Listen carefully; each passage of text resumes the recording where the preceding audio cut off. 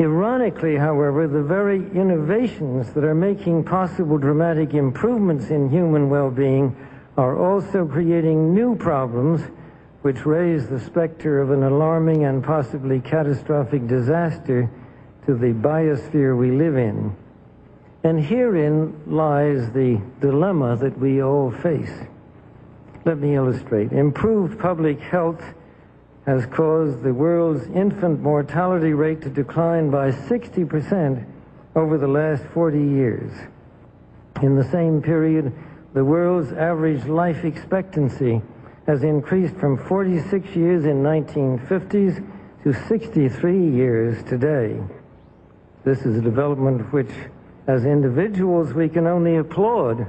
However, the result of these positive measures is a world population that has risen during the same short period of time geometrically to almost 6 billion people and could easily exceed 8 billion by the year 2020. The negative impact of population growth on all of our planetary ecosystems is becoming appallingly evident. The rapid growing exploitation of the world's supply of energy and water is a matter of deep concern, and the toxic byproducts of widespread industrialization have increased atmospheric pollution to dangerous levels.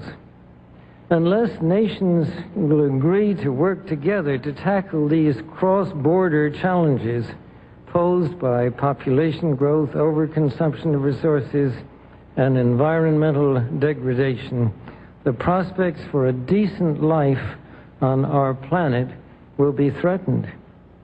The recent UN meeting in Cairo is appropriately focused on one of these key issues, population growth. But the controversies which have erupted at the conference illustrate the problem of coming to grips with issues that are deeply divisive and which have a profound moral dimension. The United Nations can and should play an essential role in helping the world find a satisfactory way of stabilizing world population and stimulating economic development in a manner that is sensitive to religious and moral considerations. Economic growth is, of course, an inevitable corollary of a growing population and is essential to improved standards of living. But without careful coordination, unrestrained economic growth poses further threats to our environment.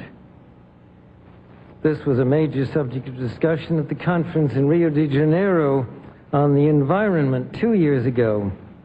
The focus then was on sustainable growth and global development. It was pointed out at the conference that growth is most efficiently managed by the private sector, but regulation of the process by national governments and international bodies is also needed. And once again, the United Nations should certainly be among the catalysts and coordinators of this process.